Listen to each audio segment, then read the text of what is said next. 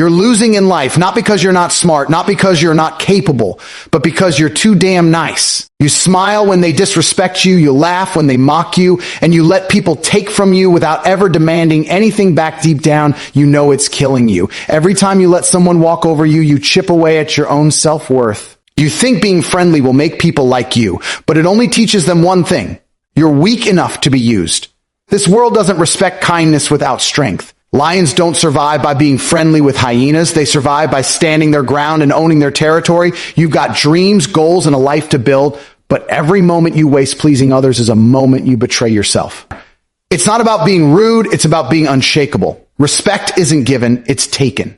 And until you decide you've had enough, until you stop trying to win approval and start demanding respect, you will stay stuck. Stop being too friendly. Start being too powerful to ignore. Kindness is one of the most powerful traits a human can possess, but the moment it has no boundaries, it transforms from a virtue into a weapon against yourself. Too many people believe that kindness means saying yes to everyone, forgiving everything, tolerating every form of disrespect, and constantly putting others ahead of themselves. But here's the truth. When you give without limits, when you allow others to drain you emotionally, mentally, and even financially, you are not being kind. You are betraying yourself. And that betrayal is silent, dangerous, and slowly destructive. We are taught from childhood to be nice, to help everyone, to never say no. Society glorifies selflessness as if the only good person is the one who sacrifices everything for others. But the reality is, without boundaries, your kindness is not noble. It's weakness disguised as virtue. You cannot pour from an empty cup. If you give all your time, energy, and attention to everyone else, you will eventually have nothing left for yourself. And when you reach that point, the same people you sacrificed for will not save you. Kindness must have structure. It must have conditions. Not everyone deserves your energy. Not everyone deserves your trust. And not everyone should have access to you. The moment you give people unrestricted access to your time and emotions, you give them the power to misuse and manipulate you. And make no mistake, they will.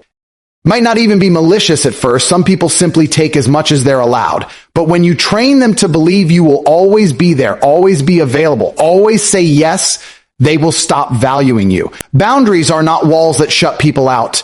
They are gates that allow the right people in and keep the wrong people out. When you set boundaries, you are not being cruel. You are defining your worth. If someone is offended when you set limits, it's not because you're wrong. It's because they were benefiting from your lack of them. People who truly respect you will understand and appreciate your boundaries. People who don't will reveal their true colors the moment you enforce them. Self-betrayal is subtle.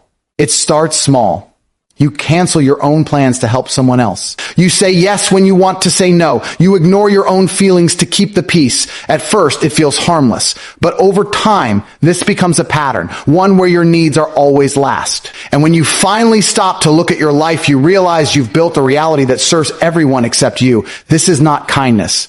This is self-abandonment. True kindness is balanced. It comes from a place of abundance, not depletion. It's when you choose to give because you want to, not because you feel obligated or afraid of disappointing someone. It's when your actions are rooted in love, not fear. And you cannot reach that point unless you protect yourself first. Think of yourself as a house. If your doors are always open, anyone can walk in. Friends, strangers, thieves, anyone. If you don't control who enters, sooner or later, someone will damage what's inside. Boundaries are your locks. Your alarms, your security system. They don't mean you never let anyone in. They mean you decide who's worth your space. The harsh truth is that not everyone has good intentions. Some people are takers by nature. They don't give, they don't appreciate, they just take. If you don't protect yourself, they will take until there's nothing left. And when you are drained, when you've got nothing left to offer, they'll disappear and find someone else to feed on. That's the danger of kindness without boundaries. It makes you a target. But here's the part most people don't realize. Kindness without boundaries doesn't just hurt you, it hurts others too. When you give endlessly without limits, you rob people of the chance to take responsibility for themselves. You enable laziness, entitlement, and dependency. By constantly stepping in, you prevent them from growing stronger, from facing challenges, from learning how to handle life on their own. Sometimes the kindest thing you can do is to step back and let someone struggle, because struggle builds strength. Self-respect is the foundation of true kindness. If you cannot respect your own time, energy, and mental well-being, then your kindness is hollow. You might appear generous on the outside, but inside, resentment grows. You start to feel taken for granted. You start to feel invisible. And that bitterness will leak into your relationships. Suddenly, the same people you've been helping for years will feel your frustration, and instead of gratitude, they'll feel hostility. That's how kindness without boundaries backfires. It eventually turns you into someone you never wanted to be. Protecting your kindness means learning to say no. It means having the courage to walk away from situations and people who drain you. It means accepting that you cannot save everyone, and it is not your responsibility to try. Some people need to face the consequences of their actions, and your job is not to shield them from that. It also means valuing your own needs as much as you value others. This doesn't make you selfish. It makes you balanced.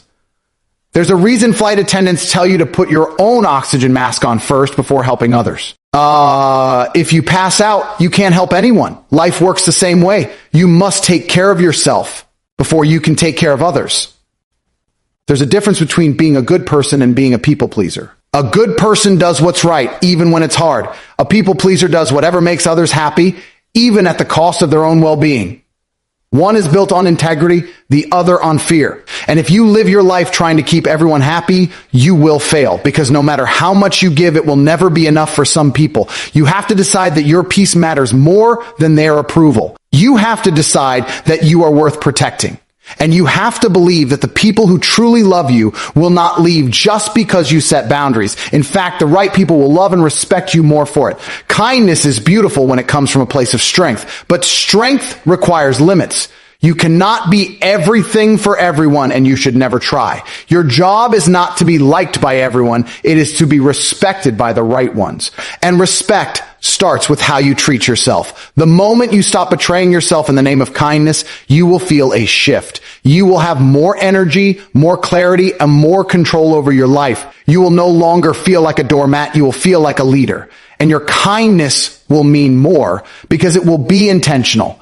Remember this. Kindness without boundaries is not kindness. It's surrender. It's giving the world permission to take from you without ever giving back. You are not here to be used. You are here to live, to grow, to protect your own light. Give freely, but not endlessly. Love deeply, but not blindly. And above all, never trade your self-respect for anyone's comfort. That is the highest form of betrayal, and it's the one you must never commit against yourself. Respect is one of the most valuable currencies in life. And unlike money, it cannot be bought with gifts, favors, or endless acts of pleasing. You can make people like you by being agreeable. You can make them smile by giving them what they want, but that doesn't mean they respect you. Respect is not given to the person who bends over backwards for everyone. It's given to the one who stands tall when everyone else is bowing.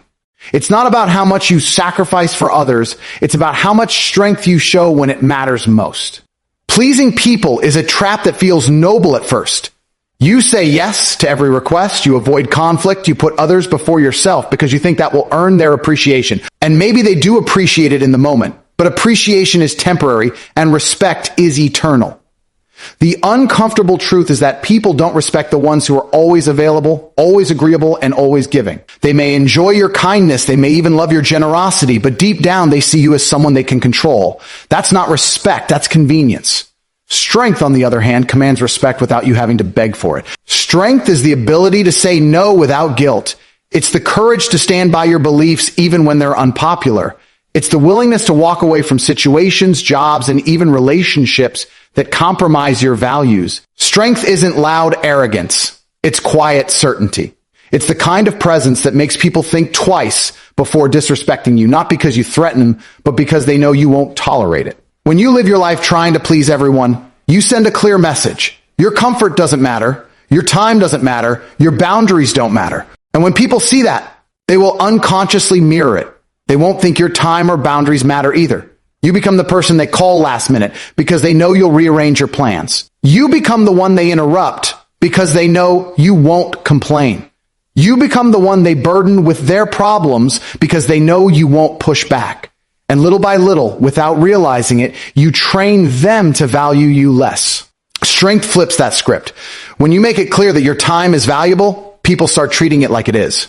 When you set firm boundaries, people learn to respect them or lose access to you. When you have the discipline to hold your ground, you force others to meet you at your level instead of dragging you down to theirs. That's when respect starts to grow, not because you demanded it, but because you proved through action that you won't live without it.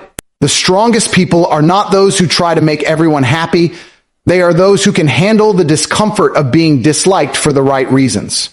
Sometimes respect comes at the cost of popularity. Sometimes you have to risk losing people to gain their respect. That might sound harsh, but the truth is anyone who will only stay in your life if you keep pleasing them isn't worth keeping in the first place. Strength doesn't mean you're cold or unkind. It means your kindness has depth. It's kindness with a spine.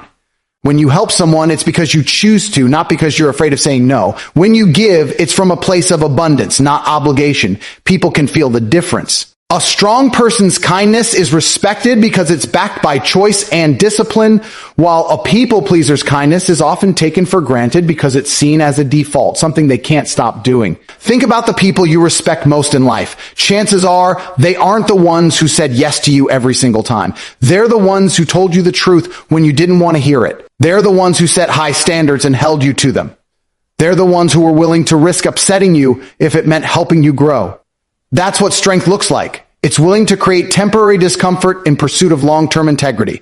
There's also another side to this. When you operate from strength, you inspire others to do the same. People who see you stand up for yourself begin to reconsider the ways they've been letting others walk over them. Your presence becomes a reminder that self-respect is not optional. It's essential. You become someone they look up to, not because you made them feel good all the time, but because you showed them what it means to have a backbone in a world that constantly pressures you to bend.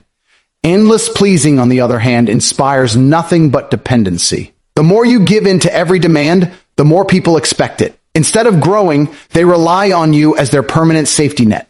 Instead of learning to solve problems, they bring every problem to you. You think you're helping them, but in reality, you're enabling them to remain weak. And here's the irony. They might like you for it, but they won't respect you for it. Respect comes from strength. And strength sometimes requires letting people face life without your constant intervention. Strength also demands self-control. It's not just about standing up to others, it's about standing up to your own impulses to overgive, over-apologize, or over-explain. It's about resisting the urge to say yes just to avoid awkwardness or conflict. It's about accepting that you don't owe anyone an explanation for putting yourself first. That's where true power lies, in your ability to decide what deserves your energy and what doesn't. The path from endless pleasing to strength is not easy. It requires breaking habits you've built over years, maybe decades. It means disappointing people who have gotten used to your compliance. It means enduring guilt in the short term for the sake of respect in the long term. But once you make that shift, something incredible happens. People start treating you differently. They speak to you with more consideration. They think twice before making unreasonable requests. They understand that your yes means something because it's not given freely to everyone. And most importantly, you start seeing yourself differently. You begin to feel a sense of pride that no amount of people-pleasing could ever give you. You walk into rooms differently, speak differently, make decisions differently, because you know you are no longer trying to buy respect with your compliance. You have earned it with your strength. At the end of the day, you must understand that respect is not a gift people hand you out of kindness. It's a recognition of your value, and people only recognize value when it's demonstrated. You demonstrate value through strength, through unwavering self-respect, and through the courage to protect your time, energy, and dignity. Endless pleasing will get you temporary gratitude at best, but strength will earn you lasting respect. And when you have respect, you don't have to chase approval, because the right people will give it to you freely, knowing you don't need it to define your worth. From the moment you are born, people start shaping you to fit their comfort. They tell you what to believe, how to act, what dreams are realistic, and which parts of yourself are acceptable. You grow up learning to adjust your personality, your voice, your choices, all to avoid making someone else uncomfortable. And without even realizing it, you start living a life that isn't truly yours. It's a life tailored to keep everyone else happy while you quietly suffocate. But the truth is brutal. Your life does not belong to their comfort. It belongs to you. You have one existence, one stretch of years that will pass faster than you think. And every second you spend prioritizing other people's feelings over your own purpose is a second you will never get back. The problem is, we're taught to feel guilty the moment we stop playing along. If you say no to an invitation because you need time for yourself, you're selfish. If you change your career path to follow a dream, you're reckless. If you set boundaries in relationships, you're cold or uncaring. Society has done a damn good job of making self-respect look like arrogance. But here's the truth. Choosing yourself doesn't make you selfish. It makes you alive. The people who call you selfish for protecting your time, energy, and dreams are the ones who benefited from your self-neglect. Your life belongs to you because you're the one who has to live with the consequences of your decisions. When you look back in 10, 20, 30 years, it won't be your friends, your parents, or your coworkers living with your regrets. It will be you. And that's why you cannot hand over the steering wheel to anyone else. The minute you start living for everyone else's comfort, you abandon your own path. You say yes to things you hate. You stay in places that drain you. Or you tolerate treatment you would never accept if you were being honest with yourself. Slowly, you lose your identity, not because someone took it, but because you kept giving it away. The truth is, comfort is a prison, both theirs and yours. People love it when you fit into the version of you they've built in their heads because it keeps their world predictable. The moment you grow beyond that version, the moment you start making changes, they get uncomfortable. And when they get uncomfortable, they'll do whatever they can to pull you back, not because they truly want the best for you, but because they want the best for themselves. And that often means keeping you exactly where you've always been. But if you keep shrinking yourself to make others feel better, you will never know your full potential. You'll never start that business, take that trip, write that book, or chase that dream. Not because you couldn't, but because you didn't want to upset anyone. Think about how insane that is. You're willing to throw away your own future just so someone else never has to face their own insecurities about your success. That's not loyalty, that's self-destruction. Living for your own life doesn't mean disregarding other people's feelings entirely. It means you stop sacrificing your soul for the sake of keeping the peace. You can love people and still say no to them. You can care about others and still choose differently from what they want for you. The two are not mutually exclusive. In fact, the healthiest relationships are built on mutual respect for each person's individuality, not silent submission to avoid conflict. But here's the part that scares most people. When you start living for yourself, you will lose people. You will see friends distance themselves, family members question you, and colleagues judge you. You have to be ready for that. Because the ones who leave when you choose yourself were never really supporting you. They were supporting the version of you that served them. And when that version disappears, so does their interest. It will hurt, but it will also free you. The ones who truly care about you will adjust. And in time, they'll respect you more for being true to yourself. Taking ownership of your life means taking responsibility for everything. Your choices, your mistakes, your wins, and your failures. That's the beauty of it. When you stop living for others, you stop blaming others. You realize that you are in control. If something's not working, you change it. If you're unhappy, you take action. You stop waiting for permission because you understand that no one else has the right to give it. This also means you have to get comfortable with being uncomfortable. Pursuing your own path will not always feel safe. It will push you into uncertainty, challenge your beliefs, and force you to face fears you've avoided for years. But discomfort is the price of growth. And growth is the price of freedom. Comfort will keep you in the same place. Forever discomfort will take you somewhere new. And if you want a life that's truly yours, you have to choose the discomfort of growth over the comfort of stagnation. Your life is not a democracy where everyone gets a vote. It's a dictatorship, and you are the ruler. That doesn't mean you become heartless. It means you make final decisions based on what's best for your future, not what's easiest for others to accept. And yes, that will mean upsetting people. But the truth is, their comfort is their responsibility, not yours. Just like your happiness is your responsibility, not theirs. We often forget that time is finite.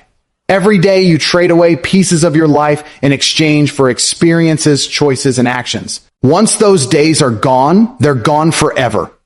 Imagine reaching the end of your life and realizing you spent it trying to keep everyone else comfortable while you ignored your own dreams. Or imagine looking back and thinking, I lived someone else's life, not mine. That's not just a tragedy, it's theft.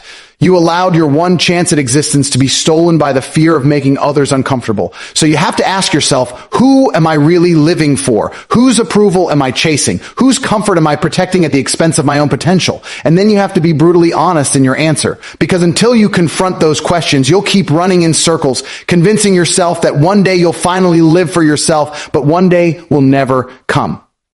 The moment you decide your life belongs to you, everything changes.